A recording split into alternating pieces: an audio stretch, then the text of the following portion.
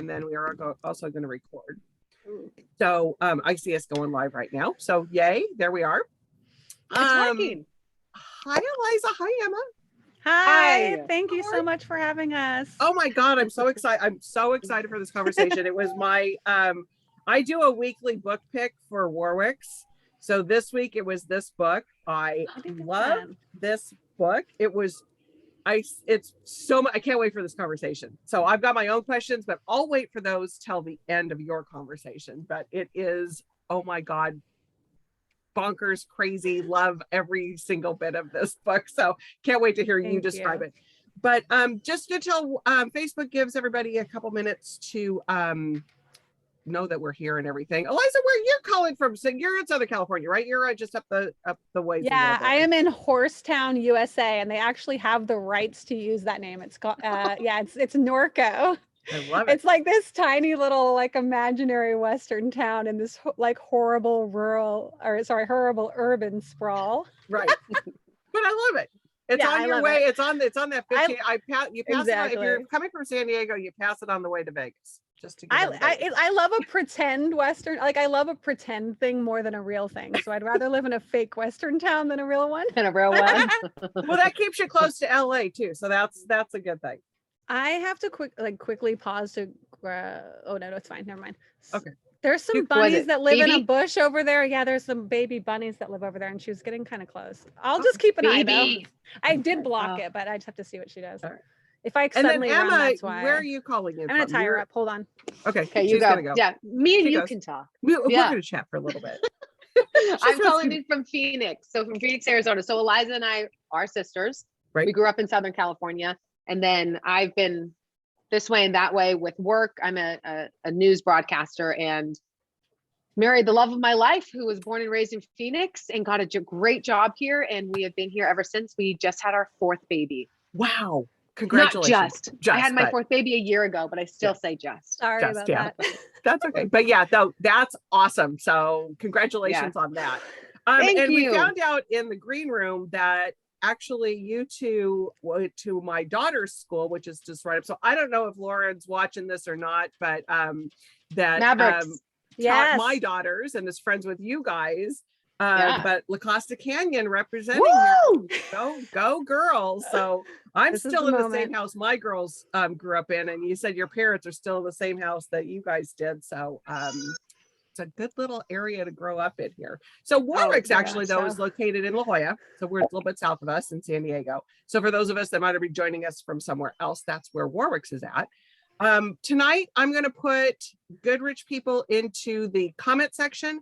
Go ahead and click on that and order that from Warwick. There it is. And I love the cover. I can't tell you how much I love that cover. They do such a good job at Berkeley. They do such a good job. I mean, the fact that they're faceless is just brilliant. So good. It's so good. It's so good. So love the cover. So go ahead and click on that, order it from Warwick's, or we like to order it from Warwick. Yeah, order from Warwick's. I mean, there's other independent bookstores do actually ship books, so we can get it to you. That is a thing that we can do. But if you're in the La Jolla area, we'd love for you to stop by the store. Also, in that comment section, go ahead and pop your questions in there. Emma and Eliza are going to talk for about 35-ish minutes, and then I'll pop back on the screen with any questions that come in. So with that, let me introduce you two, and we'll get the show on the road here. So Eliza Jane, is it Brazier? Is that how you say it? Brazier. It's like Brazier with a B. Brazier. Okay, Brazier. Yep. Okay. She's not even hearing any of this, but that's okay. No. No, she can hear you still. Hey, she's got a wild dog and a wild horse. So this might happen a few times. You and I can dance. I know. We can just keep this thing going.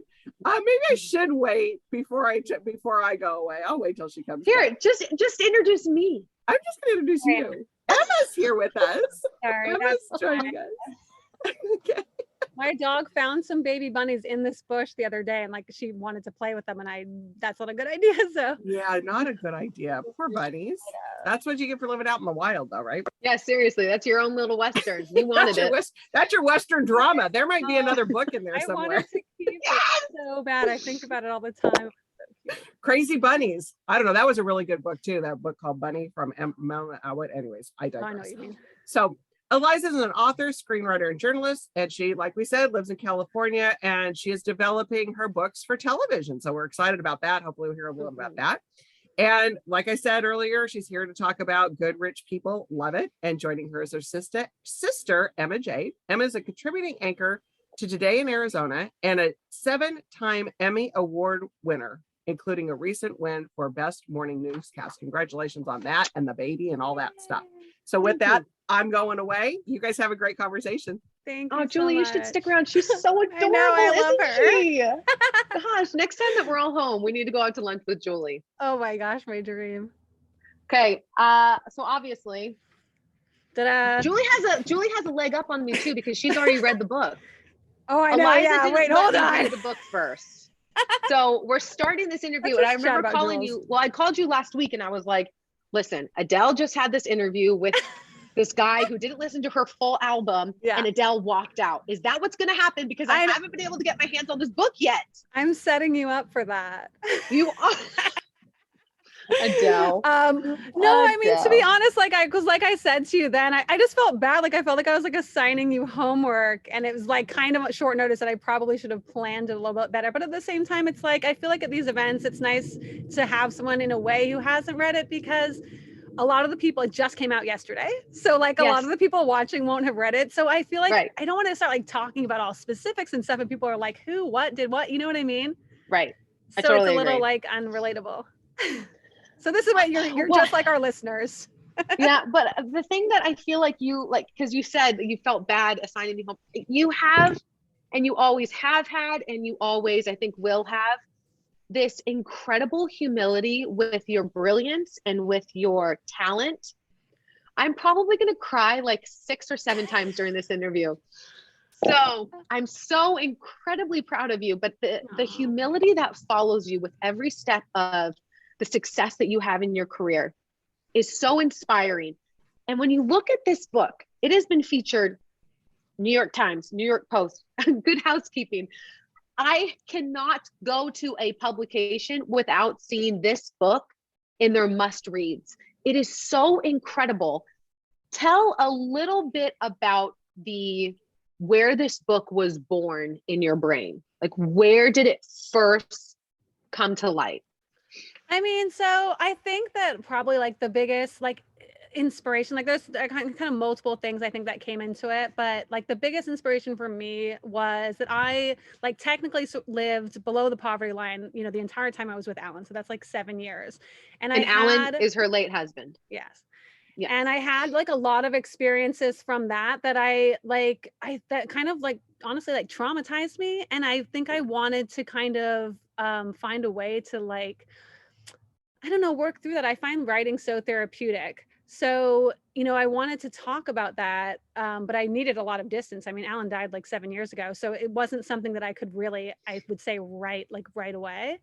But then also like the weird thing about our lives was like during that time was because he was a musician, he knew like so many like wealthy people, right? Like, you know, and so like we would have these just experiences where like he would play a show or like we'd go to like, you know, an after party at a house and it would just be like this insane house. Like one of the houses, that we went to, it was like 2 floors of a whole building looking over Clapham Common. And like, I remember I walked into like, you know, walked through the door and it was like a lobby in a Vegas hotel. And I was like freaking out. Like, I was like, what? I was like, who lives here? Like, what is this? And I went in, like, we went into the kitchen because we're like looking for like, you know, whatever drinks and the fridge and all of the cupboards, like literally every single cupboard were just filled with Moe. Like, I don't know if they were like sponsored by like Moe or what, but it was, which is a champagne, right? Yes, right. And it was just like these like weird things like that I kind of like wanted to, like the contrast, I guess, of like us being like in these like dirty like old clothes, you know, like, but it's like, you know, it's like a cool musician whatever bohemian thing, right?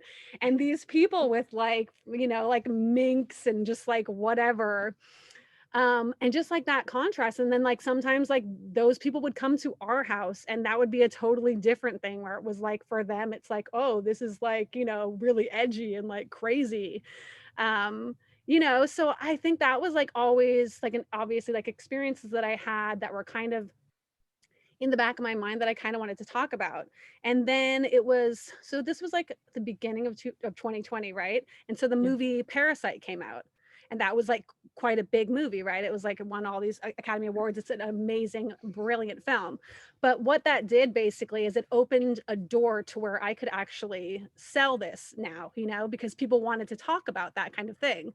So when I kind of pitched it to my editor being like, you know, I want to do something that's kind of like Parasite. And at that time I was living in the Hollywood Hills and I was actually living in like a duplex, right? And I was in the downstairs and like upstairs was a really nice house. And I was kind of in like, I mean, I thought it was nice. It was like the nicest place that I had like ever lived. Ever. It had one bedroom, like it was big.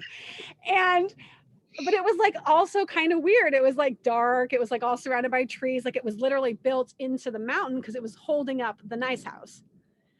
So like that also like when you read the story, you'll see that that also kind of plays into it. So yeah, like all of those different elements, like my experiences in Los Angeles kind of all came into it. Yeah. So give people who haven't read it, like myself, a synopsis, a brief. And I know that you're so tired of doing this. No, you gotta do it 100 times. Like I'm not tired of it. I just feel like I'm not that like good at it. Come on. I should have like practiced it. I should do it more. So basically it's about this like super wealthy couple who live in the Hollywood Hills. And they they're just super bored because like they have everything and they sort of have nothing to do. And so they basically play like this game, like with other people's lives. So they find somebody who's like a self-made success story. They invite them to live at their guest house, like basically saying, oh, you know, we're going to help you make connections, like improve your life. But instead, what they actually do is they like basically conspire to completely ruin this person's life and leave them with nothing, right? And that's like the game. So you're like hearing this for the first time. What?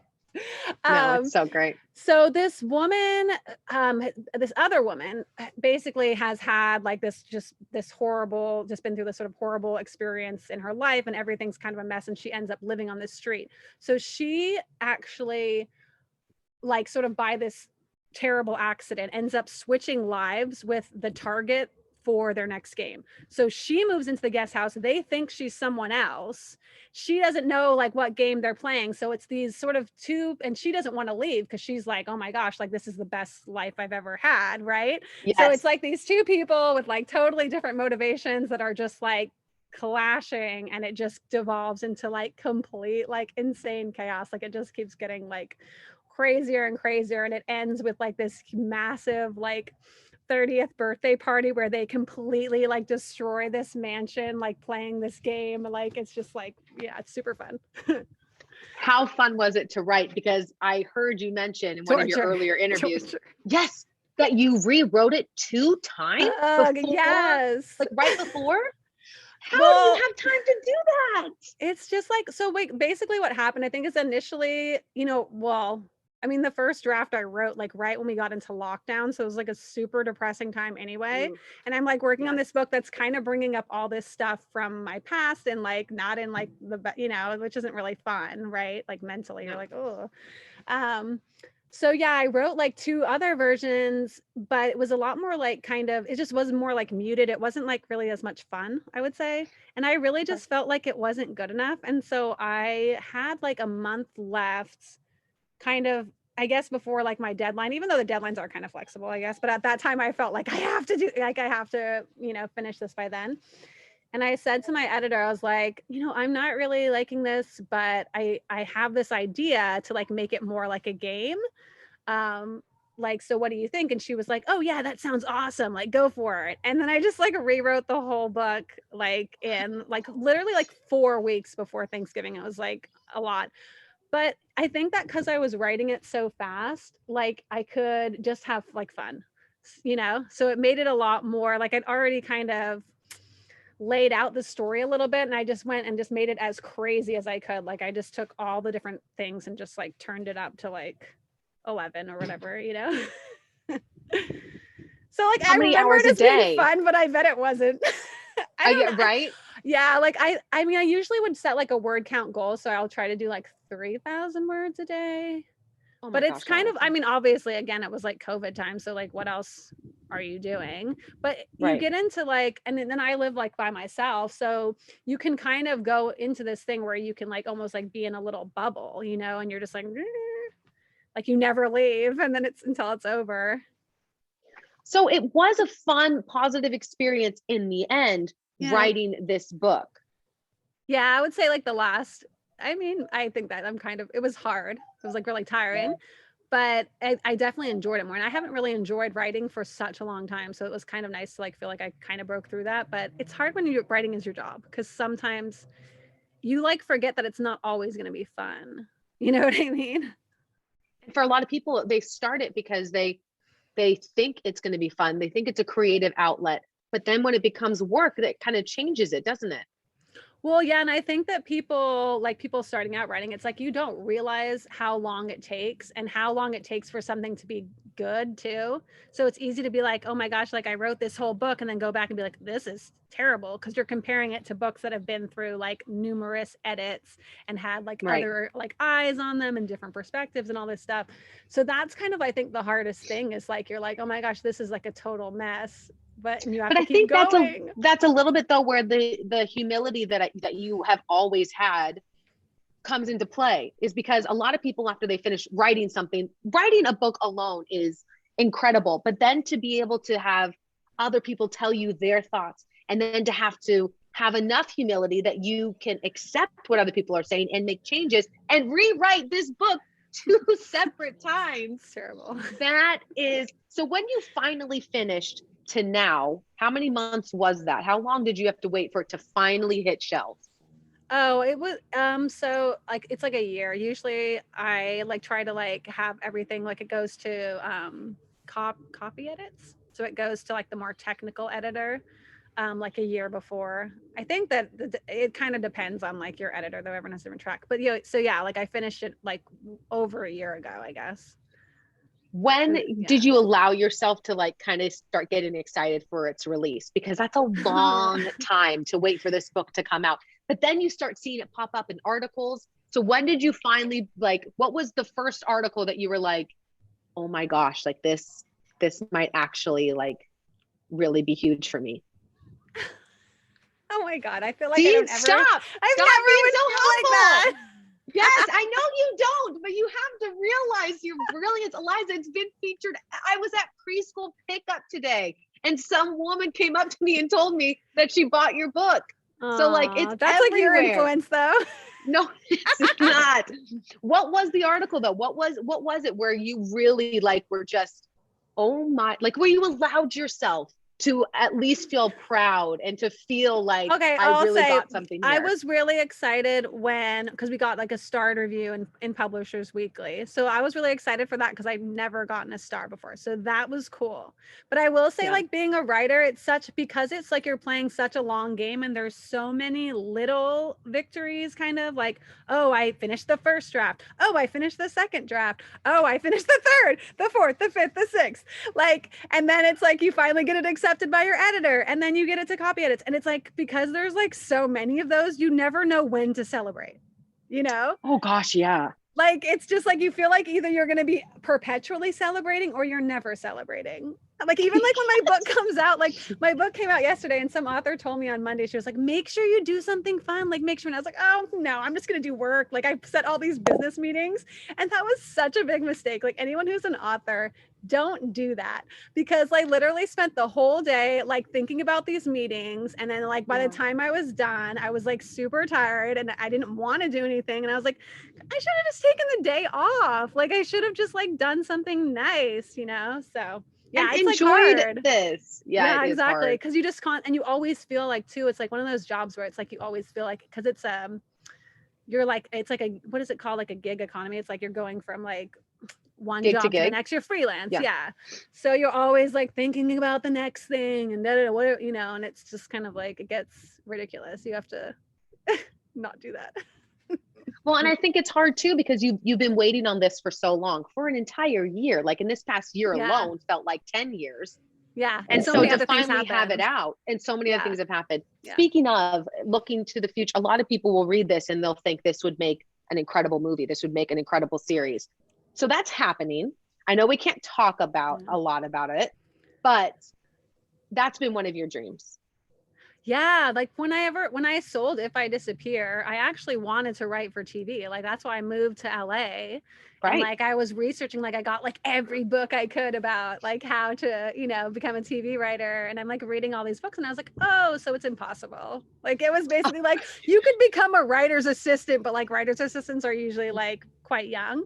And it's like maybe you'll get a chance to like, you know, edit something. And it's like just like it's like the most horrible, like you're like, this is not possible. So because I had written books before, like because I had published those YA books before, I was like, okay, well, I have a cool idea. I obviously can't sell a script because I'm a total outsider. So I was like, okay, I'm going to write it as a book. And it totally worked because like I fooled them. Like I got like I fooled them. You got in.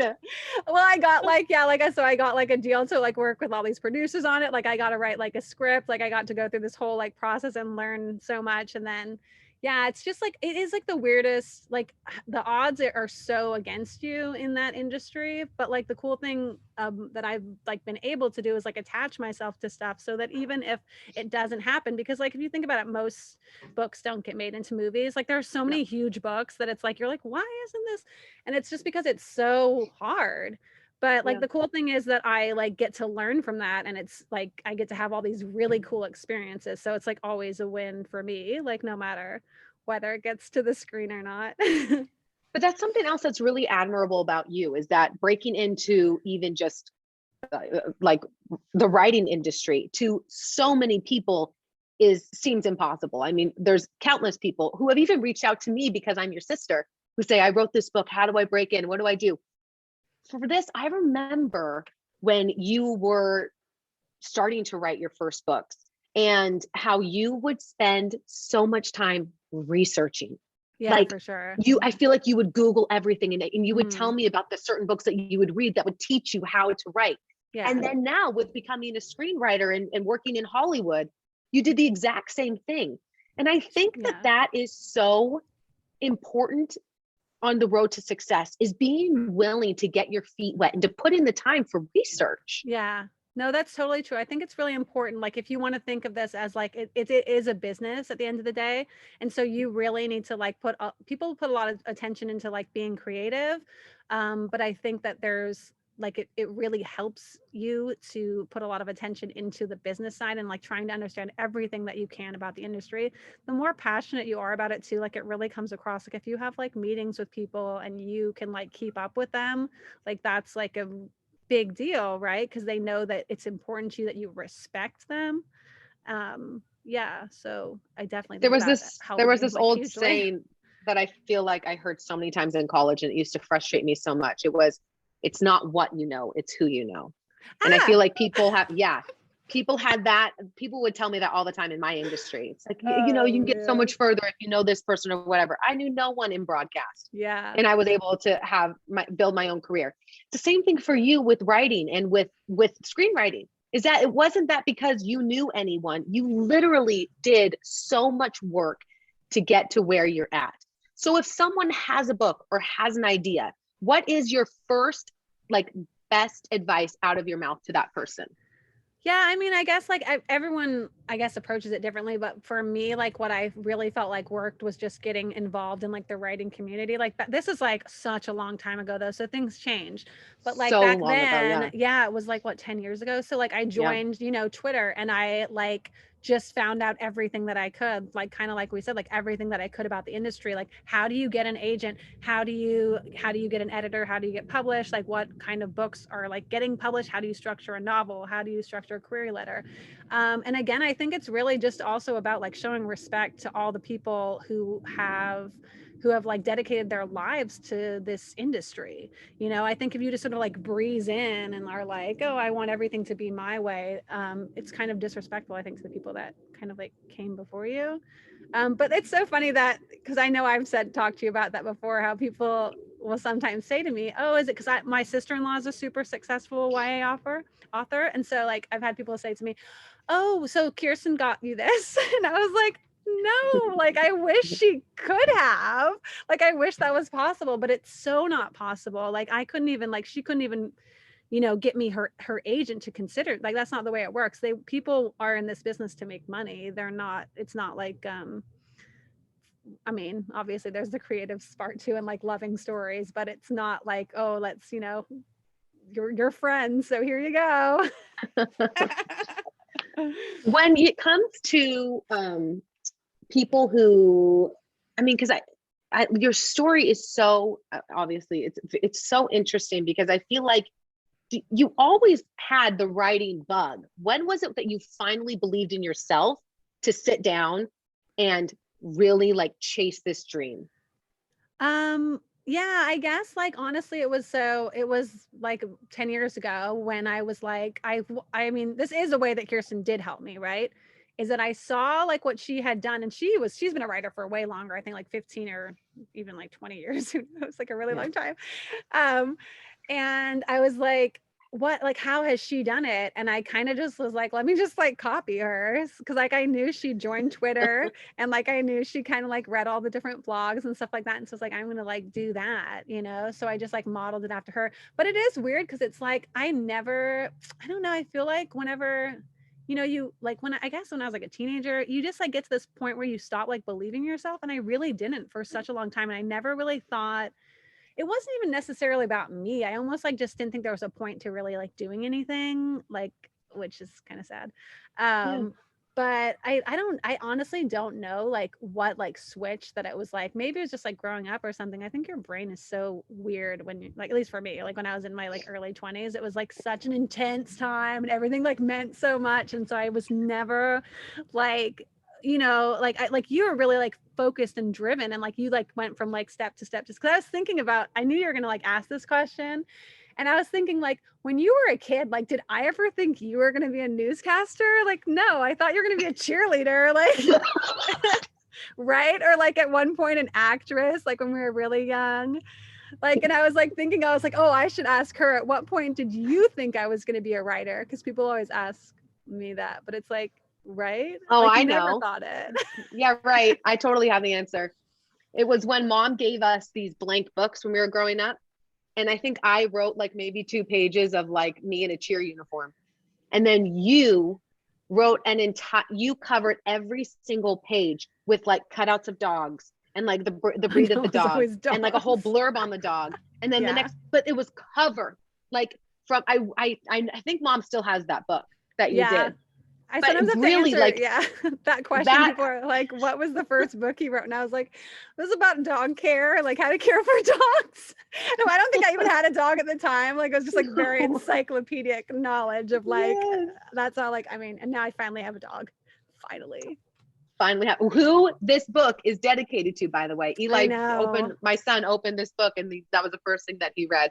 Oh my gosh, don't let him read any further. Exactly what I told him. I said, you can read that page. Eli could probably write a better book than me, man. He's like the professor. Oh, get out of town. Actually, my son, by the way, everyone, is partially named after Eliza. Eliza. Yeah. Anyway, I just kind of can't, like, what does your life look like after having something like this? What's the next step? Like, where are we going now in your career? Gosh, I think honestly, you get to this point where you're just like, okay, I don't, like, you have everything. Obviously I struggled for like a really long time, and I never thought I would be able to have, like, this year I bought a house. Like, it's still so weird, right? Can you believe it? By myself. I'm freaking, like, I'm a widow. Like, I don't have anyone else. I bought a house, I bought a horse, I bought a dog. So I bought a car, like, in a year, right? So it's like, for me, I think you get to this point, like, I don't believe in like being it's not about being ambitious, but in just being obsessed with always getting more. So I feel like for me, at least like right now, I'm at the point where it's like, just try not to lose anything. You know what I mean?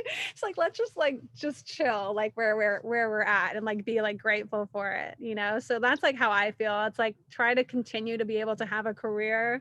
Like, obviously, like, don't like spend too much money, no more horses. There are so many ups and downs and roller coasters when it comes to the business that you're in. There's sometimes when you're feeling great. Hey, Eli, you can come say hi. There's sometimes when you're feeling great and you're on top of the world. You're on, New York Times, like, with telling everyone to buy it this month. how do you stay level through the ups and the downs? Like what is it that keeps you feeling good about yourself and the success that you're having? I mean, I think that there's like probably a few things. I think one of the biggest things like that does keep me sane though is like having the support of other writers. So like I've like met like a really good writer community like through my debut experience. So I have like this cool like Discord chat with other Berkeley authors, like authors at my publisher. And so that's like been super helpful. Like I complain to them all the time. Like sometimes I feel really bad, to be honest. Like lately, I mean, which I shouldn't be, but I've been complaining so much and I'm like, girl, you need to like, tone it down. But like that is honestly something that's so helpful. And like then I have like whenever your book comes out, like yesterday, I swear I get the most support from other authors. And that's like really meaningful because and they're like really frantic about their support because we're all so anxious. So they're like, oh, congratulations, you know what I mean? Like they're so like so enthusiastic. But they really get it. They understand like how hard it is. They understand like what an accomplishment it is and that it's important to celebrate and all that kind of stuff.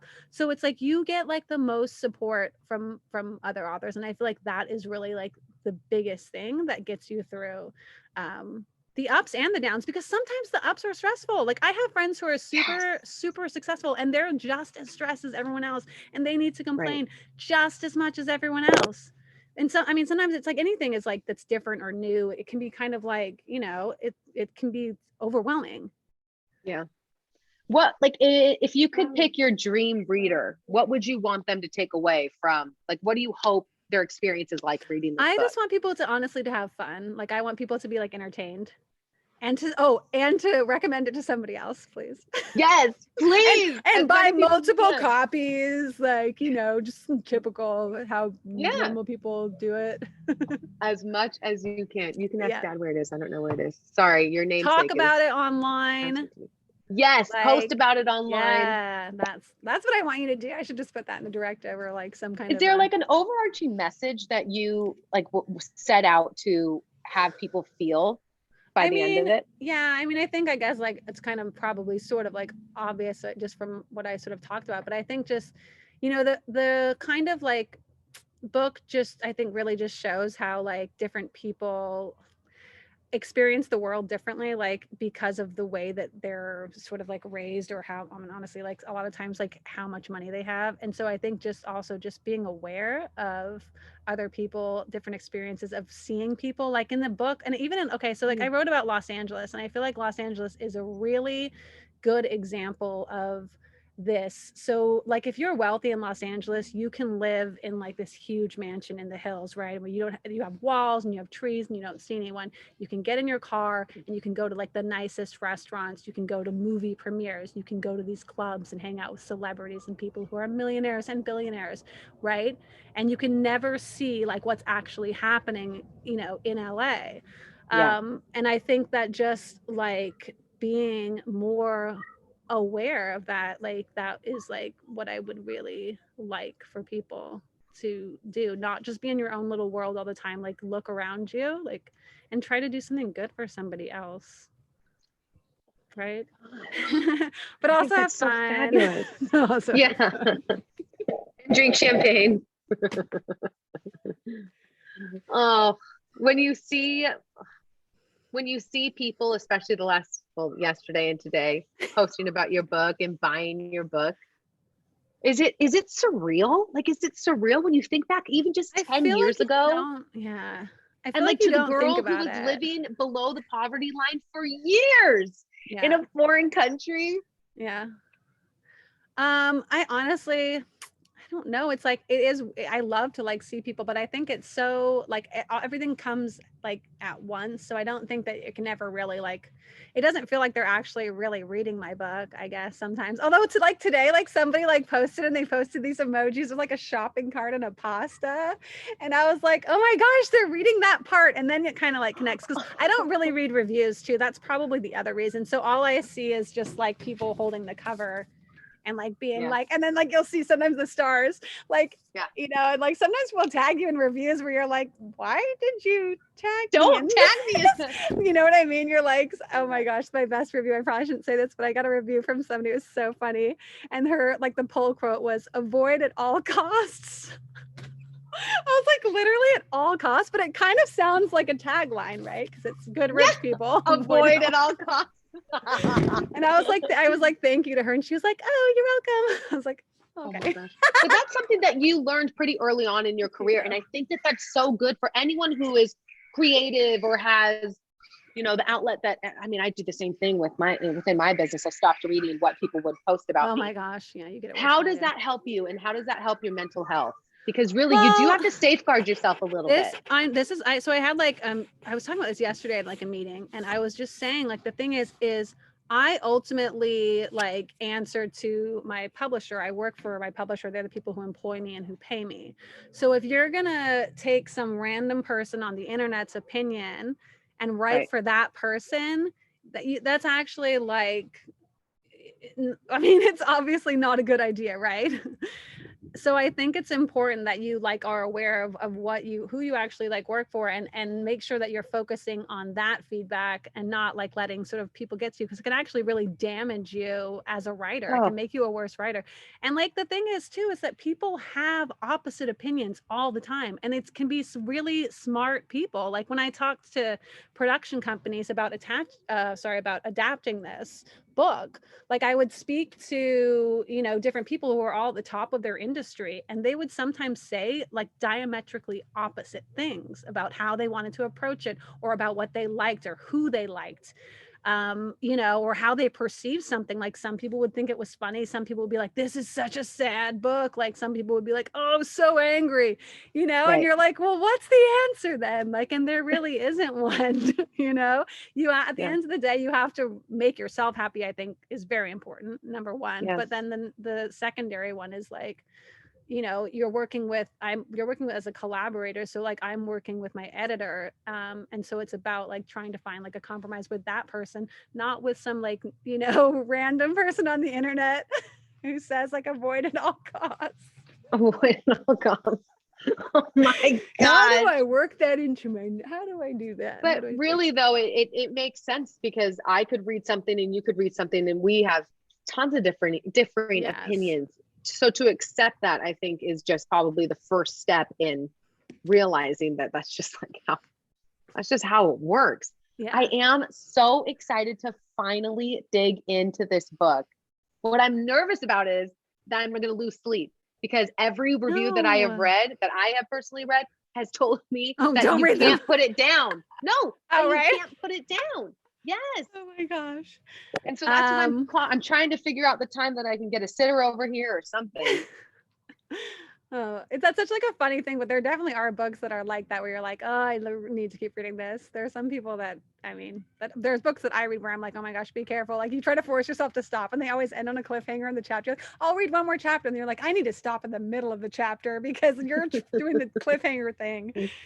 So within the year that you finished, now it's out, but during that year, you were working on some other things as well. Do we have more coming down the pipe? Yeah, like what's coming up next? So I have another book with Berkeley, which is a thriller, which I think I've kind of told you about. It's like about mothers and daughters in like the horseback riding community in Southern California. So it's actually based in Rancho Santa Fe, local. Oh gosh. I have some characters you can chase after. Oh my gosh, right? Okay. But you know, I taught horseback riding to like in Orange, actually in different locations, but yeah, that's what you protect the innocent. Orange County in Los Angeles. And I worked for like extremely sort of like wealthy people, like teaching their kids to ride. So like I kind of took a lot of like those experiences and kind of just wanted to look at like, because I would get, you know, these kids who didn't want to ride, and their moms or fathers or whoever would be like really pushing them like really aggressively, like, oh, you can go tough on her, or you know like, oh, like it was their dream, you know, like they always wanted it when they were a kid, so they thought they were giving their kid the best thing in the world, and this poor kid is like, horses are scary.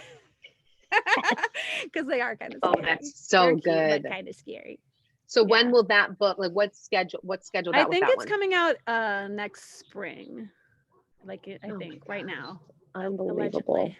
We'll see. So we're working on that, and then also adapting this to film or TV. We can't talk much about that, but it's very exciting.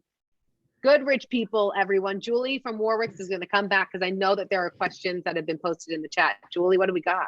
Got lots of really good questions, and and you answered most of mine in the conversation, which I knew you guys would, because it was just as much as I can't wait for this to be adapted. For everybody that hasn't read it yet, the ride that you take us all on in this is so good in your brain that it's just, I mean, I can picture it as a movie, but the book is just so good. I can't wait for everybody. Julie is so adorable. It's so I know. Good. You're my number one cheerleader. I'm your number one fan right now of this book. I really do love it because it is just bonkers.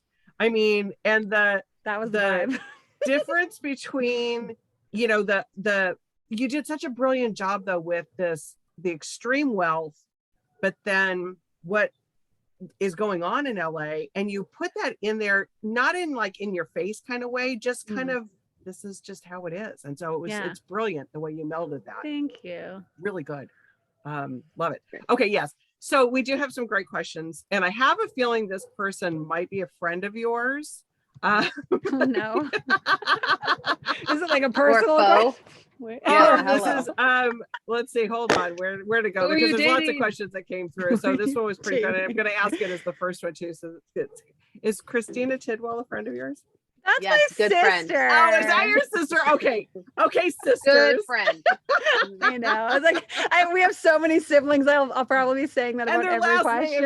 It's like, that's my brother. That's my other sister. One that I think is meant to be maybe a little bit of a joke. If you could choose an animal and scale it to a horse, which animal would you choose? Definitely my dog. Well, no, I don't know if she'd want to be that big. That she'd play with other dogs. Clifford. Yeah, that's a really good question. I'm gonna have to get back to her on that one. Okay, so Lauren says Eliza, Lauren Jaggers. What has been the most interesting or surprising thing about the publishing process?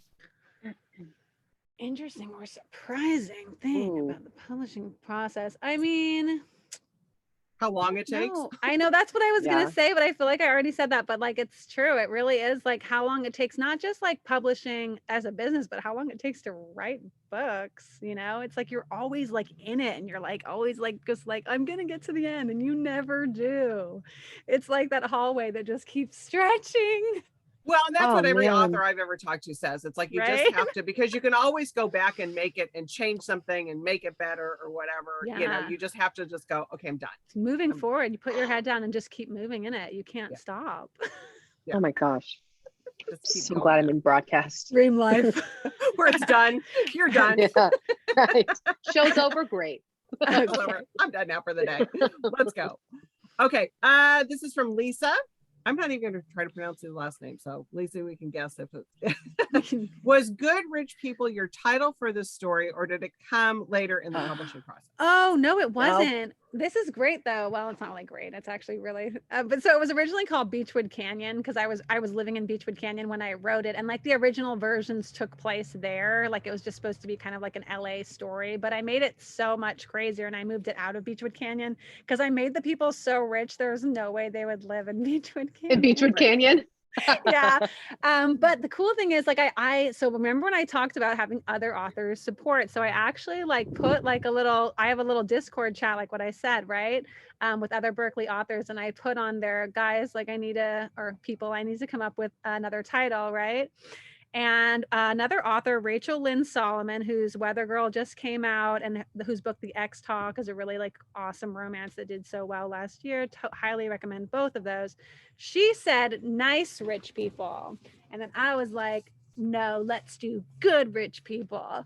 And I actually kind of like it because one of my favorite authors is Flannery O'Connor. And like she has a book called Good Country People. So I was like, oh, let's just pretend it's that good. I believe you. Yeah. I love it. That's so, yeah. I mean, the title process is always, that's always a tough one. Crapshoot. Yeah. But I think you nailed it, and they nailed that cover. Was that like the first cover that they showed you? No, it wasn't. And so when people, it wasn't. I didn't. It's it's hard because they know, like, they for sure know what they're doing, but sometimes you maybe don't like something, and so I wasn't really sure, like, sold on the first one, and I'm glad that we said that because this one I like so much better, and I bet they do too. So yeah. Yeah. Okay. So Christina has another question. Hi, who's over there? My little Beverly. Hi, Beverly. Home from dance. Where is she? So in the writing process, which a lot of people like to know this question. So how do you actually start a new book? Like the process of starting a new book? Is it something that you like light a candle and get in the Oh my gosh. No. Yeah. I know people who kumbayas. do light candles. I always forget to light candles. I have like candles for years and I'm like, I'm saving those for a special occasion. And it never comes. Yeah, definitely just like come up with the idea, and then like kind of like we sort of alluded to, I think you just have to start putting like words down. You really have to, like, I think people can get so hung up on the beginning because that's the most important part, right? Because that's the first thing people read. So it's super easy to like write that beginning and then go back and be like, this isn't good enough. I need to keep working on that forever. And I think that is can kind of crush you. So better, I think, is to just start and keep going. And usually I try to set like just like a time goal every day, because sometimes I work too fast, and if you work super fast and write a lot, but you you're lost, then you end up just writing words that are a complete waste. And then you're just kind of you're lost in that same corner. And then you go back and have to delete everything. So while you thought that you had written a book, actually no, because like on page 20 you just kept going. So I just completely conflicted my own advice. But like, if you're lost, like take a pause. Do you do an outline? Do you know where you're going? I usually know the major beats. But yeah, I honestly wish that I could outline. I tried to outline. That was part of the problem with this book. I tried to outline it because I had to as part of my contract, and then I kept trying to stick to the outline, and that kind of didn't work. And so when I finally just was able to just throw the outline out, that it got so much better. Yeah. Well, you have to turn that in, and then you could just throw it away. They're never going to remember, right? Yeah, I think that's a good idea. You have to remember outlines change. I feel like it's hard when a publisher approves it. Like now I feel like I kind of know, but like back then I was like, I committed to this, and if I'm good enough, I can do it and make it work. But it's like, you're not good enough. Well, but it's not even that. It's just that the ideas change, and you just you go into a different focus. And the outline, I don't think the outline wasn't as good as what we ended up with, for sure. It was, it was just kind of a completely different. We talked to an author earlier today, and she was just like, I have ADHD. I can't stick to an outline. She's like, I'm going, I thought that was a good idea. And then it's like, I have a bad, I have a bad, sort of memory. I'm kind of like, I can't. Because like you said, when you wrote it down, it's like you probably thought you had this great process to go to. And then it's like, what was I thinking when I wrote that down? Yeah. All right. So Colton, this person does share your last name. So I know this my is brother and Emma's brother. There you go. Yay. So when writing, how do you stay out of your own way and not overthink it?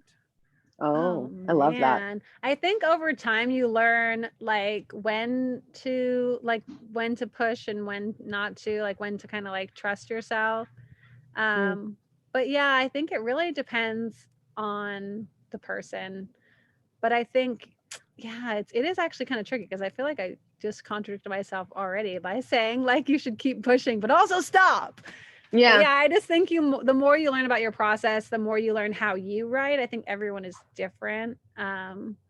Another thing I think that's helpful though with trying to stay out of your own head is to sort of read other people who are really out there and who write sort of really outrageous stuff, because it inspires you to take risks.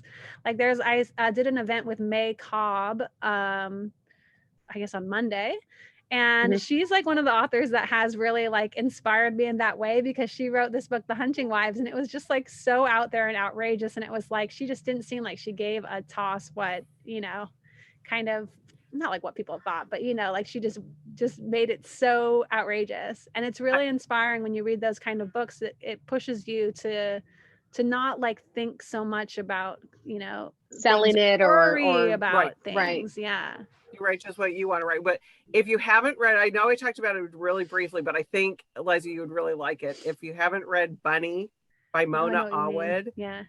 It's out there. It's brilliant, but it's I out there. remember that one. Yeah. Yeah, it's so good. Okay, so Margaret, I don't know what you could tell. You talked a little bit about this when you were giving the synopsis of the book, but I think she might want a little more specifics, but I don't know if you can share that. Please talk about interesting people and places you have met and experienced, inspirations for your novel. She has so many. But in my real life? In your real life, In yeah. real life. That were I mean, yeah, just, like, can you give us like a list of the celebrities that you've no. I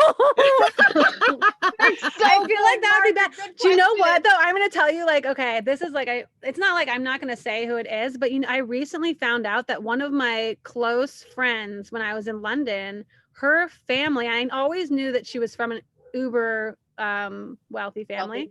Her family was, I read this article about the show Succession, and I read her last name. And I was like, well, not her. Never mind. I'm not going to be too specific. And I was like, oh my gosh, the show is based on based you. off of her. Yes. Like, and she was actually super lovely. Like, she's like the, I mean, I don't think that every wealthy person is horrible. She was really, really lovely. Well, that's what I actually describe your book as: Succession meets Single White Female. I haven't actually seen so Succession. good. Like it's just like uber rich people. I mean, it really doesn't have. It's obviously not the same thing like so. with a gay, but it's just like this insanely wealthy people. Yeah, nuts. Lisa Brewer wants to know, who are some of your favorite authors? Oh my gosh, who are some of my favorite authors? Okay, books well, that you've read recently. I really like, I name people like sort of recent people. So like May Cobb, I really love. Ashley Winstead had a book come out last year, In My Dreams I Hold a Knife, which I really loved. I think that she's so brilliant. And just like on a technical level, really brilliant, like very inspiring. And she has another book that's coming out this summer called The Last Housewife. Jesse Q. Sutanto is like this super duper prolific author who just has like a million amazing ideas and is somehow able to execute them, is also like amazing on social media, like really able to like connect with people. And I think really be very like, I love people who are able to like be so honest and really like kind of put themselves out there. So those are a few people who are like recent authors who like really, really inspire me. Yeah, and you mentioned the Berkeley girls earlier, because there's a couple of them that live down here in San Diego too. There's such, I mean, it's a great community of authors. They're so supportive. I love our publisher. I think that's like really a credit to our publisher for being able to create that environment. Yeah, it's really awesome because it's really not a competitive thing at all. I mean, it's super there. You all are super. Like when, like if you came down to the store, they would all show up at the store for you if there was an event that we were having. I mean, it's very cool thing. That's the thing about other authors. It's like, sometimes it's like you think because you're doing the same job, you should be in competition with each other, but I don't think that's true at all. You can learn, you need to be learning from other people, especially people who are your contemporaries, because that's your writing now. You need to be, obviously like sort of like absorbing those influences and being inspired and encouraged and everything. Everyone needs that. They are great. Okay, and so Casey has a question. What did you learn? And thank you, Kit. Kit said I was adorable. Oh, I've got somebody thinks I am. Oh, Julie, you're such a doll. That's our mom. Hi, Mom. It's like, I love moms. They're the best. My mom is the best. What did you learn about yourself while writing Good Rich People? I think I learned really like to trust myself more. Like, I think that I was kind of nervous when I was taking this huge risk to change the whole book. And also when I was writing it, like this book, it's like, I consider it like a Black comedy. Like it has a very kind of dark, like sense of humor. To me, it's funny, but some people are like, this is just awful. But it's like, I was afraid to kind of write that way because I was like, I don't really think I've seen anyone else, not like to be like, oh, I'm the only one, but I was like, I don't know if I've really seen anyone else do that, right? Like, or sort of like try to do that. And so it was kind of felt like, oh, this is going to be too weird, or people are going to be like, what is this? You know what I mean? So I think that was like a cool kind of thing that it actually, like, my editor accepted it, because I was kind of like, she's going to be like, this is too weird, you know? Like it validated your feelings for you. Yeah. yeah, no, it's just cool because it's nice to be able to write in your own voice and not feel like you're having to pretend to be someone else, or Right. you know what I mean? Yeah. Oh, for sure. And you did, like I said, I'm your number one fan right now in this. And your mom said hi back to you guys, by the way, in the chat. So oh, she's so cute. Well, I think too, Eliza, that's interesting because I remember you talking to me about how you kind of felt weird, like all growing up, and then to like now have and to now have this like success and almost this not acceptance because you don't really need it because you have, you know, a great support group, but still like to feel like your weirdness is like accepted and okay. I still feel weird, I think. Really?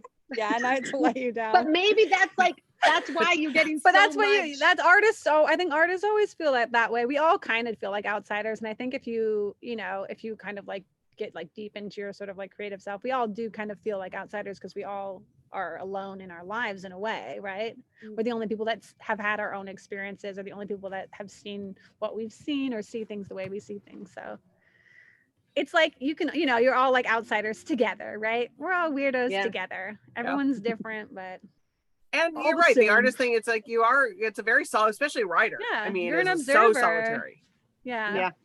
So solitary. Eliza, it was such a pleasure meeting you. I just wish you nothing but the best for this book and for continue. I can't wait for your next one. Can't wait to I'll have to get my sales rep, get that early copy to me. And Emma, thank you. This was really fun. I had no idea when I was reading the bios. I was like, oh, how do you two know each other? It's like, oh, we're sisters. Thank you for taking your time to do this. This was really great. Thank you so much, Julie. You've been awesome. Yep. So everybody order the book. Eliza, talk to your publisher about you coming down this weekend to sign. If somebody's out there and they do want a signed copy, make sure you put that in the notes so that we know to wait for you to sign those. Otherwise we'll sip out the ones that so anyways, it was great. You two. Thank you. You all have a great night. Bye. All right. See ya. Love you, sissy. Thank you, Emma.